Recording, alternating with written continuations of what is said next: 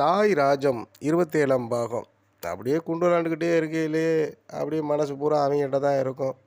உடனே அப்படியே நகண்டு போய் அவங்கள தேடி போவேன். ஏரியாக்குள்ளே போனால் அவங்க டை சைக்கிளில் உட்காந்துருப்பாங்க. டை சைக்கிளில் உட்காந்துக்கிருக்கையிலே பீடியை போட்டு பற்ற வச்சு அடிச்சுக்கு இருப்பாங்க. அப்போ போலீஸும் வராது, ஒன்றும் வராது.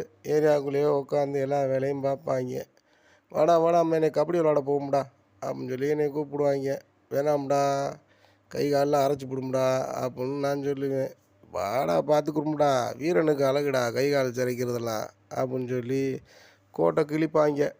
கோட்டை கிழித்த உடனே நல்லா கபடி விளாடணுட்டு விளாடுவோம். விளாட்டு முடித்த உடனே அப்படியே எதிர்த்த வீட்டுக்காரன் திண்ணையில் போய் உட்காருவோம்.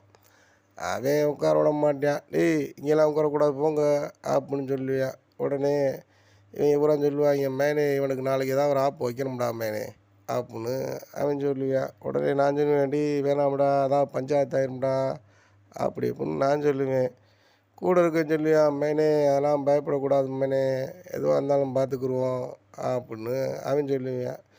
உடனே நான் சொல்லுவேன், டி ஊழ வேலையை பார்க்காதடா, ஊழ வேலையை பார்த்து ஏதாவது பிரச்சனையெல்லாம் மாட்டிக்கிறோம்டா அப்படின்னு சொல்லுவேன். சரிடா விட்றா, நாளைக்கு பார்த்துக்குறோம்டா, வாங்கடா ஏரியாக்குள்ளே போகும்டான்னு சொல்லிட்டு ஏரியாக்குள்ளே போய் கொஞ்சம் நேரம் விளாடுவோம். எங்கடா அவன் உன் ஹீரோயினை காணா அப்படின்னு அவன் சொல்லுவேன். டீ மாப்பிள்ள இந்த இருக்கா பாரு ஓஞ்சாரி அப்படின்னு இவன் சொல்லுவேன். டீ என்னை இழுக்காதீங்கடா அப்படின்னு நான் சொல்லுவேன். அப்படியே கொஞ்சம் நேரம் அங்கனக்குள்ளேயே பொழுத ஓட்டிட்டு கரெக்டாக ஒரு 10 மணி ஆனோடனே அவன் வீட்டுக்கு கிளம்பிடுவான்.